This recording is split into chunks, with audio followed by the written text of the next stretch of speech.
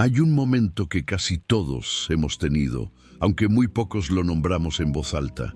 Es ese momento en una reunión familiar, en una fiesta donde se supone que deberías estar bien, o incluso sentado al lado de alguien que te quiere, y de repente te invade una sensación extraña, como una corriente fría que pasa por debajo de todo el ruido. No es tristeza exactamente, no es aburrimiento. Es algo más parecido a yo no encajo aquí, no en este cuarto, no en esta conversación, quizás en ningún lado. Y lo que haces en ese momento, lo que casi todos hacemos, es buscar la cara adecuada, sonreír un poco más, asentir, hacer la pregunta correcta, porque llevas años perfeccionando esa habilidad. La habilidad de parecer que estás completamente presente cuando una parte de ti está parada en el umbral de la puerta, mirando hacia adentro desde afuera, preguntándose si algún día esto va a sentirse como hogar. No te lo inventaste, no eres difícil. No eres raro en el sentido en que te lo dijeron de niño, con esa voz que combinaba la lástima con la advertencia, pero si hay algo ocurriendo contigo que merece más que ser ignorado o medicado o explicado como simplemente eres muy sensible. Hay una razón real y tiene raíces mucho más profundas de lo que imaginas. Permíteme validar algo antes de explicar cualquier cosa, porque lo que sientes merece eso primero, merece ser recibido antes de ser analizado.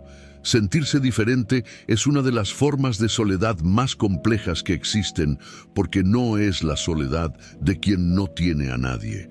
Es la soledad de quien tiene gente alrededor y aún así siente una distancia que no logra cerrar. Es la soledad de quien participa en la conversación, pero siente que habla desde otro idioma.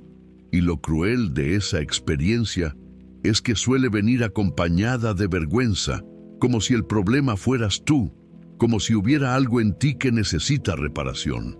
No es así. Lo que está ocurriendo es otra cosa. Jung hablaba de algo que llamó la persona, no como término abstracto, sino como descripción de algo muy concreto, la máscara que todos construimos para funcionar en el mundo social. Y ojo, no es que la persona sea mala o falsa, es necesaria. Sin ella no podríamos vivir en sociedad. El problema comienza cuando la máscara se vuelve tan perfecta, tan elaborada, que el que la lleva empieza a creerla él mismo. Cuando ya no sabes dónde termina la máscara y dónde empiezas tú. Y hay personas, y puede que tú seas una de ellas, en quienes esa tensión entre la máscara y lo que hay debajo es más pronunciada. No porque sean más enfermas, sino porque lo que hay debajo de la máscara es más insistente, más ruidoso, más negado a quedarse callado, y eso produce exactamente esa sensación. Estar en un cuarto lleno de gente y sentir que hay dos versiones de ti, la que habla y la que observa desde adentro, esperando. Lo que sientes no es una falla del carácter, es una señal, es la diferencia entre un alma que ya no cabe en la forma que le construyeron y el momento en que eso empieza a hacerse insostenible. Hay un concepto en la psicología profunda que ayuda a entender esto desde la raíz, y es el concepto de la sombra. Y quiero hablar de él en serio, no como metáfora de motivación personal, sino como lo que realmente es, la colección de todo lo que fuiste obligado a rechazar de ti mismo para ser amado. Piénsalo de esta manera.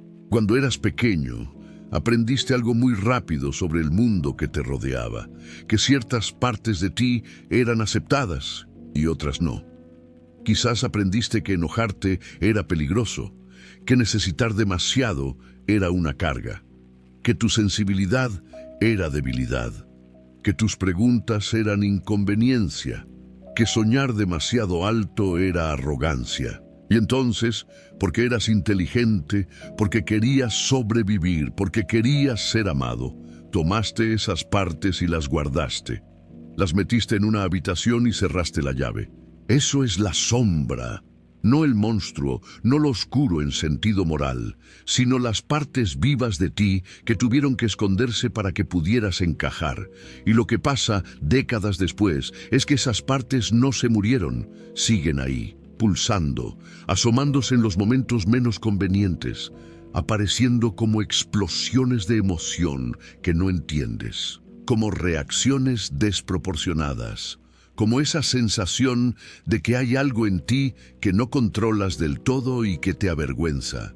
Sentirse diferente muchas veces es el sonido de esa sombra golpeando la puerta desde adentro. Es lo que ocurre cuando las partes más auténticas de ti llevan demasiado tiempo encerradas y ya no pueden seguir calladas. Y aquí viene lo que nadie te dijo. No tienes que seguir ignorando ese golpe. Hay otro camino. Imagina un espejo roto. No uno que se partió en 1000 pedazos, sino uno con una sola grieta larga que lo atraviesa de lado a lado. Cuando te paras frente a él, ves dos imágenes ligeramente desplazadas, dos versiones de tu cara que no terminan de coincidir. Eso es lo que Jung llamaba la experiencia del self dividido. El ego, la parte de ti que administra tu vida cotidiana, que decide, que planifica, que se presenta al mundo, y el self más profundo, esa instancia más antigua y más completa que el ego, que tiene sus propios valores, sus propias urgencias, su propia dirección. Cuando esas dos instancias están alineadas, hay una sensación difícil de describir, pero fácil de reconocer: coherencia. Esa sensación de que lo que haces refleja quién eres, que tus palabras y tu cuerpo dicen lo mismo, que cuando te acuestas en la noche hay algo que descansa. Pero cuando no están alineadas, cuando el ego está viviendo una vida que el self más profundo no reconoce como suya, esa grieta se siente en todo, en esa sensación de estar en el lugar equivocado, en la incapacidad de disfrutar lo que se supone que deberías disfrutar, en esa pregunta que aparece en los momentos de silencio y que no te atreves a terminar de formular: ¿es esto todo? Sentirse diferente muchas veces no es que seas diferente a los demás en sentido absoluto. Es que eres diferente a la versión de ti que has estado viviendo. Es la grieta entre quien te pidieron que fueras y quien realmente eres. Y el espejo roto no se arregla negando la grieta, se arregla mirándola de frente, con toda la incomodidad que eso implica. Quiero hablarte ahora del complejo, no como diagnóstico, sino como descripción de algo que probablemente reconocerás de inmediato. Un complejo, en términos junguianos, es básicamente una grabación antigua que se activa sola. Es un patrón psíquico que se formó en algún momento de tu historia, generalmente temprano, alrededor de una herida, de una experiencia que fue demasiado para procesar en su momento y que desde entonces funciona como un programa autónomo dentro de ti. ¿Lo reconoces? Ese momento en que alguien dice algo aparentemente neutro y de repente sientes una emoción completamente desproporcionada. Ese momento en que te encuentras reaccionando desde un lugar que no reconoces del todo como tuyo. Ese patrón que repites en las relaciones, aunque jures que esta vez va a ser diferente. Para las personas que se sienten crónicamente diferentes, hay un complejo que aparece con mucha frecuencia. Jung lo llamaría el complejo del huérfano. No en sentido literal, no necesariamente perdiste a tus padres, sino en un sentido psíquico más profundo. La experiencia internalizada de no pertenecer, de haber llegado al mundo equivocado, de que tu lugar no te estaba reservado. Este complejo se forma cuando, de niño, los mensajes que recibiste del entorno, del hogar, de la escuela, de los pares, sumaron esto: aquí hay algo en ti que no termina de encajar. Y el niño que eras tomó esa información y la convirtió en identidad. En lugar de "este ambiente no me sostiene", interiorizó "yo tengo un defecto". Ese es el complejo. Esa grabación que se activa cada vez que entras a un cuarto lleno de gente, que susurra antes de hablar, que te hace buscar la cara correcta antes de que alguien te rechace, como prevención. Y lo que hace el trabajo psíquico real, no la autoayuda de superficie, sino el descenso verdadero, es ir hasta el momento en que grabaste esa cinta, no para victimizarte, no para culpar a los responsables eternamente, sino para ver que la grabación es vieja, que no es la verdad de quien eres ahora, que puedes aprender a notar cuándo se activa sin que gobierne completamente lo que haces. Hay una imagen que me gusta mucho para lo que viene ahora, una planta que crece entre concreto, no en un jardín cuidado, no en tierra suave, sino esa planta, y las has visto, todos las hemos visto, que rompe la acera, que sale por la grieta de un muro, que encuentra el centímetro de luz disponible y lo usa todo. Esa imagen es la individuación. Esa palabra tan junguiana que suena técnica pero describe algo que todos en algún momento hemos sentido como impulso. El movimiento hacia volverse quien realmente se es, en lugar de quien te pidieron que fueras.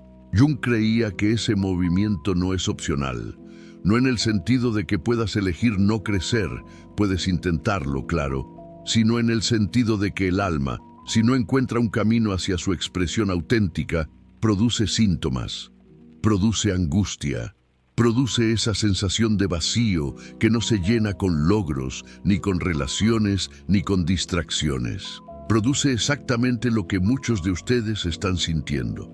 La certeza de que hay algo más verdadero disponible y el miedo de ir hacia ello. Sentirse diferente, en su versión más profunda, puede ser eso, el primer síntoma de una individuación que aún no ha comenzado. El cuerpo y la psique diciéndote que la forma en que estás viviendo ya no te alcanza, que la máscara está demasiado apretada, que la habitación donde guardaste las partes rechazadas de ti mismo está llena y la puerta ya no cierra bien. Y sí, eso da miedo. Claro que da miedo, porque la individuación no es un proceso cómodo ni rápido. Implica ver cosas que preferirías no ver. Implica dejar de ser quien los demás esperan que seas, al menos por un tiempo. Implica tolerar la incomodidad de estar en proceso, de no tener la respuesta todavía, de vivir en la pregunta. Pero la alternativa, seguir apretando la máscara, seguir ignorando el golpe desde la habitación cerrada, seguir viviendo la vida de otro dentro de tu propio cuerpo, esa tiene un costo también, y tú ya conoces ese costo. Lo has estado pagando. Quiero ser honesto contigo sobre algo antes de cerrar. El camino que estoy describiendo no termina con una versión de ti que ya no se siente diferente. No termina con que de repente encajas en todos los cuartos y todas las conversaciones, y todas las reuniones familiares te parecen profundas y significativas. No funciona así. Y cualquiera que te prometa eso te está mintiendo, aunque lo haga con buenas intenciones. Lo que cambia es algo más sutil y más real que eso. Cuando empiezas a conocer tu sombra, cuando empiezas a integrar las partes de ti que estaban encerradas, hay una sensación gradual de completud que no depende de que el mundo te confirme. Ya no necesitas tanto que el cuarto te reconozca, porque hay un reconocimiento que viene de adentro. Ya no necesitas la validación constante, porque hay algo que ya sabe, y sentirte diferente deja de ser una herida que esconder para convertirse en algo más parecido a información. Una brújula. La diferencia entre el sufrimiento que gira en círculos y el dolor que tiene dirección. Jung escribió algo que desde que lo leí no me ha abandonado, que la neurosis es el sufrimiento de un alma que aún no ha encontrado su sentido, no una enfermedad, no un defecto de fabricación, el sufrimiento de alguien que todavía no sabe para qué está aquí. Y si tú llevas años sintiéndote diferente, si llevas años con esa corriente fría bajo la conversación, si llevas años siendo el que observa desde el umbral, quizás lo que está ocurriendo no es que seas un error. Quizás es que aún no has empezado a convertirte en lo que realmente eres. Quizás la diferencia que sientes no es el problema.